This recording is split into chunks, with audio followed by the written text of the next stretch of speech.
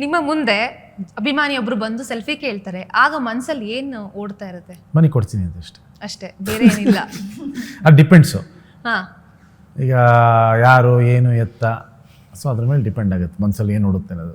Okay, ನೀವು ಅಭಿಮಾನಿ ಆದ್ರೆ ಯಾರಾದ್ರೇನು ಎಲ್ಲ ಒಂದೇ ಅಲ್ವಾ? ಹಂಗಲ್ಲ, ನಿನಗೆ ಯಾರೋ ಪೂಜೆ ಆಗಿಡೆ ಥರ ಬಂದರು, ಸರ್ ನಿಮ್ಮ ಫ್ಯಾನ್ ಅದು, ಹೌದಾ ಬನ್ನಿ ಬನ್ನಿ ಅಂತ, ಹಂಗೆ.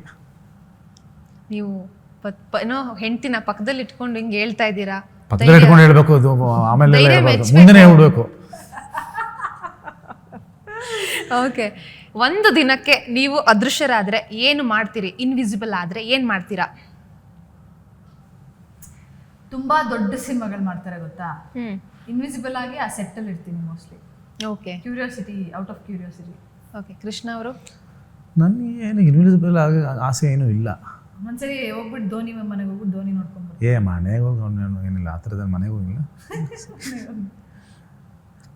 ಧೋನಿ ನೋಡ್ಬೇಕು ಅನ್ನೋಕ್ಕಿಂತ ಅವ್ರ ಜೊತೆ ಆಡಕ್ಕೆ ಇಷ್ಟಪಡ್ತೀನಿ. ಇನ್ವಿಸಿಬಲ್ ಆದಾಗ ಕ್ರಿಕೆಟ್ ಬ್ಯಾಟ್ ಸ್ಟೋರ್ಗೆ ಹೋಗ್ಬಿಟ್ಟು ಒಂದಿಷ್ಟು ಬ್ಯಾಟ್ನ ಎತ್ಕೊಂಡ್ಬಿಡು.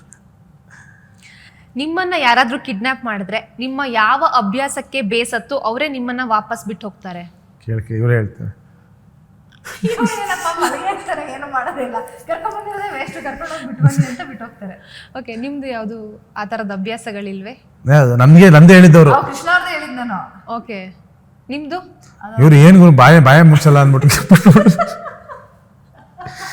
ಕರ್ಕೊಂಬಂದೇನು ಒಟ ಒಟ ಒಟ ಮಾತಾಡ್ತಾರೆ ಅಮ್ಮ ಅಂದ್ಬಿಟ್ಟು ಬಿಟ್ಬಿಟ್ಟು ಹೋಗ್ತಾರೆ.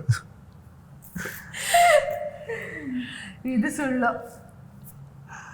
ಕಿಡ್ನಾಪ್ ಮಾಡಿದ್ದೀನಿ ಅನ್ನೋ ಸೀರಿಯಸ್ನೆಸ್ ಬೇಡ ಅವ್ರಿಗೆ.